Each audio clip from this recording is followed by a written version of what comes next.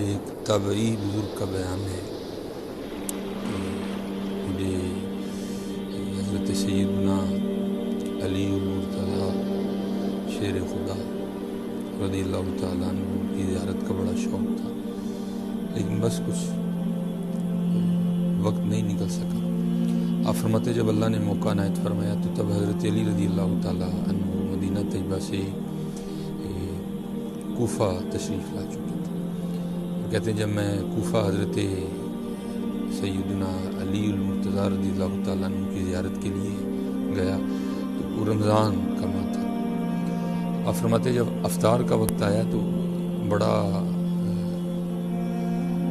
پرتکلف کسی امیر کا وہ لنگر خانہ تھا جہاں میں نے روزہ افطار کیا، انواع و اقسام کی نعمتیں موجود تھیں۔ فرماتے جب روزہ افطار میں کر چکا نا اور نماز مغرب کی ادائیگی کے لیے میں مسجد میں گیا تو وہاں جا کے کیا دیکھتا ہوں کہ مسجد کونے میں ایک بزرگ بیٹھے ہیں، بڑا خوبصورت چہرہ ہے، دیکھ کے خدا یاد آئی۔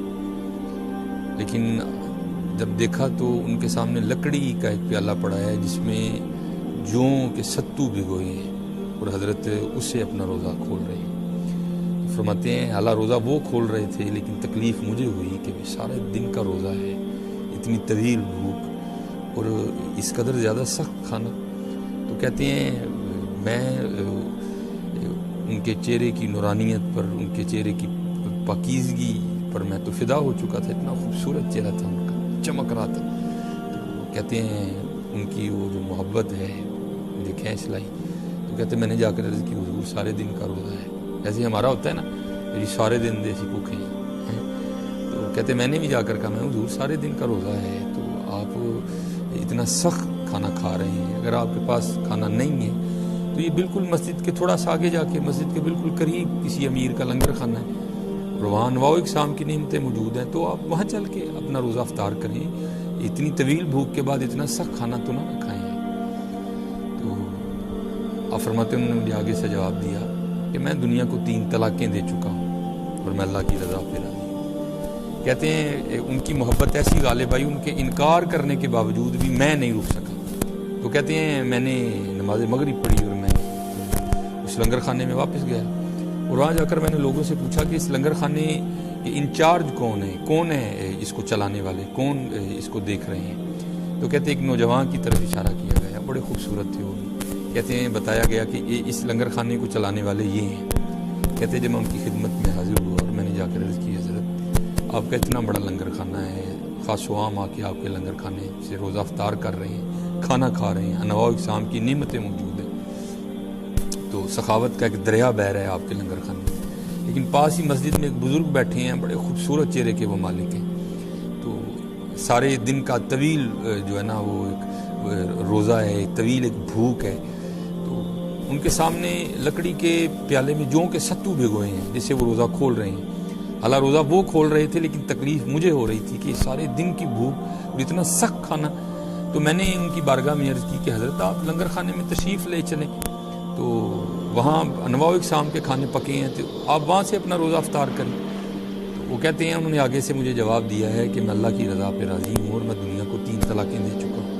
وہ تابعی بزرگ کہتے ہیں وہ جو لنگر خانے کے انچارج تھے نا، انہوں نے مجھ سے سوال کیا کہ آپ کون ہیں؟ کہتے ہیں میں نے اپنا تعارف کروایا۔ تو کہتے ہیں کوفہ کس نیت سے آپ تشریف لائے ہیں؟ تو کہتے ہیں میں نے کہا میں یہاں حضرت علی رضی اللہ تعالیٰ عنہ شیر خدا میں ان کی زیارت کے لیے آیا ہوں۔ تو آپ فرماتے ہیں وہ نوجوان آگے سے مجھے پوچھتے ہیں کہ اس سے پہلے تم نے حضرت علی رضی اللہ تعالیٰ عنہ کو دیکھا ہے؟ تو تابعی بزرگ کہتے ہیں میں نے کہا نہیں دیکھا۔ تو آپ فرماتے ہیں وہ اپنا تعارف کرواتے ہوئے کہتے ہیں کہ وہ جن کو تو مسجد میں جو کہ ستو کھاتا چھوڑ کے آیا ہے وہ حضرت علی رضی اللہ تعالیٰ عنہ ہے، اور میں ان کا بڑا بیٹا امام حسن ہوں، اور یہ لنگر خانہ جس سے تو ان کے لیے کھانا مانگنے آیا ہے یہ لنگر خانہ بھی انہی کا ہے۔ آئے آئے حضرت یہ تھا ہمارے اسلاف کا روزہ، کھانا نہیں حضرت، کھلانا اور خوب اپنے اللہ کو یاد کرنا۔ لیکن میں کسی کی کیا بات کروں، اپنی کروں گا حضرت، کھلانا تو دور دور تک نہیں ہے، بس کیا ہے کھانا ہے اور عبادت بھی نہیں۔ اپنا رمضان ضائع نہ کرو۔ میں نے کل بھی آپ سب سے یہی عرض کیا تھا حضرت یہ کھانے کو 11 ماہ مل جائے گا، لیکن یہ نماز تراویح رمضان کا تحفہ ہے۔ کیا آپ کو 11 ماہ کا تراویح پڑھنے کے لیے؟ یہ رمضان کا تحفہ ہے بھائی، کیوں ہم نہیں تراویح پڑھ رہے ہیں؟ اور یہ کوئی ایک نہیں، آپ کتابیں اٹھا کے دیکھیں، کشف المحجوب پڑھیں، عوارف المعارف پڑھیں، آپ دنگ رہ جائیں گے ہمارے اسلاف کا روزہ ہوتا کیسا تھا۔ یہ بار بار نہیں، یہ بہار آنی، ہاں یہ بہار آئی ہے، یہ تراویح صرف رمضان کا تحفہ ہے۔ یہ 11 ماہ تو نہیں یہ معاملہ ہوگا کہ نوافل پڑھو تو فرضوں کا ثواب اور فرض پڑھو تو 70 گنا ثواب، نہیں، یہ رمضان کا تحفہ ہے۔ یہ اللہ سب کو لمبی زندگی دے، اللہ سب کی مشکلیں آسان کرے، اللہ ہمارے ملک کو کورونا سے نجات دے۔ زندگی کا کیا پتہ ہے، میں کسی کی بات کیا کروں، میں اپنے گھر کی بات کروں گا۔ پچھلے رمضان پہ میرے والد گرامی، میرا تصور بھی نہیں تھا کہ میرے والد صاحب اگلے روزے ہمارے ساتھ نہیں رکھ سکے۔ میرے پیر و مرشد کے برادر اصغر حضرت علیم الحق ایڈوکیٹ، ہمارا تصور بھی نہیں تھا کہ علیم صاحب یہ روزے ہمارے ساتھ نہیں رکھ سکے۔ بھائی اس کو غنیمت جانو۔ یہ جو انگلیاں، یہ جو موبائل پہ ٹک ٹک ٹک ٹک چل رہی ہیں، کیا یہ اس طرح نہیں چل سکتی؟ سبحان اللہ سبحان اللہ سبحان اللہ، لا الہ الا اللہ، استغفر اللہ، اللہم صلی علی محمد وعلی آلہ، الصلاۃ والسلام علیک یا سیدی یا رسول اللہ۔ یہ خوب محنت کرو، خوب محنت۔ سحری میں بھی ہم اتنا کھاتے ہیں کہ اللہ کی پناہ ہے، فجر کی نماز پڑھنا ہمارے لیے مشکل ہو جاتی ہے۔ بس ہم منتظر ہوتے ہیں سحری ختم ہو، بس ہم اور چارپائی ہو، بس ختم نہیں بھائی۔ یہ سحریاں، یہ سرگیاں کام بار بار آنے میں۔ اپنے اللہ کو راضی کرو، اپنے اللہ کو راضی کرو، اپنے اللہ کو راضی کرو۔ یہ موقع ہے، یہ موقع ہے، اج ساہ بھی نہیں، کھلے راہ بھی نہیں، یا ٹوک انوکھڑے ٹکنے نہیں، ٹر پئیے تے منزلاں مک جاون، گھر بیٹھے ہیں پیڑے مک جاون۔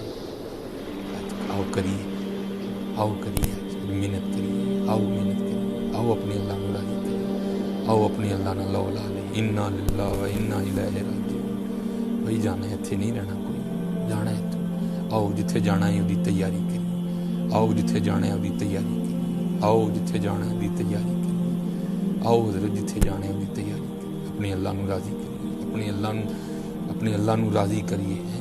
عذر بہانہ چلنا نہیں، جو آکھے سو کریے، دیگر نو جے ٹہنا ہوئے کانو کول کول مریے۔